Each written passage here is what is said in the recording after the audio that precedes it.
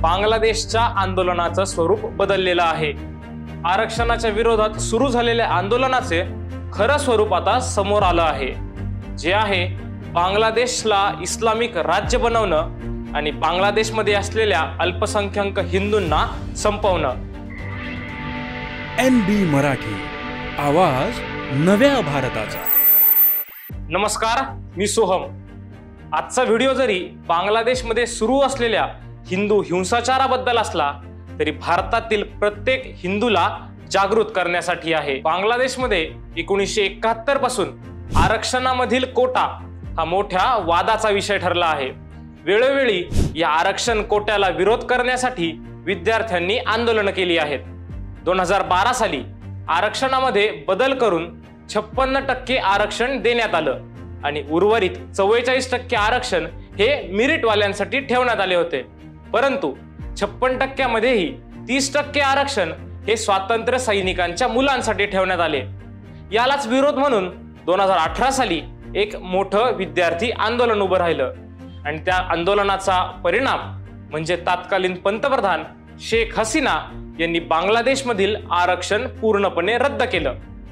या निर्णयाविरोधात आरक्षणाचा लाभ घेणाऱ्यांनी ढाका हायकोर्टामध्ये याचिका दाखल केली। 5 जून 2024 ला ढाका हायकोर्टाने निकाल देत आरक्षण रद्द करणं हे चुकीचं आहे असं सांगितलं आणि 2018 पूर्वी जसे आरक्षण होते तसे लागू करणे असा आदेश दिला आणि त्यानंतर सुरू झाले बांगलादेशमधील हे तथाकथित विद्यार्थी आंदोलन। 5 ऑगस्ट रोजी लॉंग मार्च टू ढाका या नावाने बांगलादेशमध्ये बंद पुकारण्यात आला। त्यामुळे लाखो बांगलादेशी नागरिक ढाका येथे असलेल्या शेख हसीना यांच्या निवासस्थानाकडे निघाले आणि त्यांची एक प्रमुख मागणी होती, ती म्हणजे बांगलादेशच्या पंतप्रधान शेख हसीना यांचा राजीनामा। त्यांच्या या आंदोलनाचा परिणाम पाहायला मिळाला। 5 ऑगस्ट रोजी शेख हसीना यांनी पंतप्रधान पदाचा राजीनामा देत बांगलादेशमधून पळ काढला। त्यानंतर समोर आला बांगलादेशच्या आंदोलनाचा खरा चेहरा। बांगलादेशमध्ये हिंसाचार सुरू झाला आणि तोही तेथील असलेल्या अल्पसंख्याक हिंदूंसोबत। बांगलादेशी वृत्तपत्र डेली स्टारच्या अहवालानुसार बांगलादेशातील 27 जिल्ह्यांमध्ये हिंदूंच्या घरांवर, मंदिरांवर हल्ले करण्यात आले आहे। 5 ऑगस्टच्या रात्री एकट्या पंचगड जिल्ह्यात 22 हिंदूंचे घर जाळण्यात आली आहे। बांगलादेशातील अनेक हिंदू मंदिरे, हिंदू घरे त्यांच्यावर झालेल्या हल्ल्यांचे भयावह व्हिडिओ सोशल मीडियावर समोर येत आहेत। यामध्ये बांगलादेशमधील असलेल्या इस्कॉन मंदिराची केलेली तोडफोड, हिंदू स्त्रियांवर केलेले अत्याचार, हिंदूंची जाळलेले घरे यांचा सर्वांचा समावेश आहे। आणि विशेष म्हणजे बांगलादेशात तैनात असलेल्या सैनिकही अल्लाहू अकबरचे नारे देतानाचा व्हिडिओ समोर आला आहे।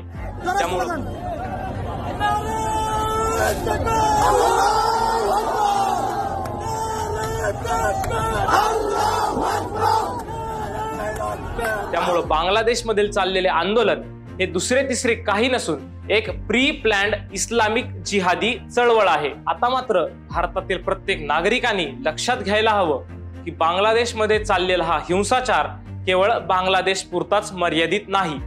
इतिहास साक्षी आहे, जिथे जिथे इस्लामिक लोकसंख्या वाढली आहे तिथे हिंसाचाराच्या घटना समोर आल्या आहेत। याचे उदाहरण म्हणजे लंडन, पॅरिस, अफगाणिस्तान इथे झालेला हिंसाचार। अफगाणिस्तानमध्ये जसे इस्लामिक जिहादी स्त्रियांवर अत्याचार करत होते, तोच प्रकार काहीसा बांगलादेशमध्ये दिसून येत आहे। इस्लामिक जिहाद्यांनी शेख हसीना यांच्या घरात घुसत त्यांचे अंतर्वस्त्र हवेत फिरवत त्याचे व्हिडिओ काढत ते सोशल मीडियावर पोस्ट केले आहेत। भारतात तथाकथित अल्पसंख्याक सांगणारा समाज जेव्हा बहुसंख्य समाज होतो तेव्हा त्या देशाचे काय चित्र होते हे आता आपल्याला सर्वांना लक्षात आलं असेल। आता विचार करण्यासारखी गोष्ट म्हणजे बांगलादेशमध्ये सुरू असलेला हिंसाचार हा फक्त हिंदू समाजासोबत का आहे? का फक्त हिंदू समाजाच्याच मंदिरांवर हल्ले सुरू आहेत? आणखी एक विचार करण्याची चिंताजनक बाब म्हणजे बांगलादेशमध्ये असलेल्या आतंकवाद्यांना जेलमधून बाहेर काढणं, तिथे हिंसाचार करणं, तेथील लोकशाही उद्ध्वस्त करणं हे कोणाच्या सांगण्यावरनं केलं जात आहे? यामागे एखादी मोठी शक्ती तर नाही ना? ही खरंच विचार करण्याची बाब आहे। सद्य परिस्थितीमध्ये नोबेल पुरस्कार विजेते मोहम्मद युनूस यांच्या हंगामी पंतप्रधान पदाच्या शपथविधीनंतर बांगलादेशची गाडी रुळावर येईल की नाही आणि बांगलादेशचे भारतासोबत असलेले संबंध कसे असतील हा येणारा काळच सांगेल। आता जे बांगलादेशमध्ये सुरू आहे यावर तुमचं मत काय हे आम्हाला कमेंटमध्ये नक्की कळवा। या व्हिडिओला लाईक करा, जास्तीत जास्त शेअर करा आणि चॅनलला सबस्क्राईब करायला विसरू नका। धन्यवाद। NB मराठी, आवाज नव्या भारताचा।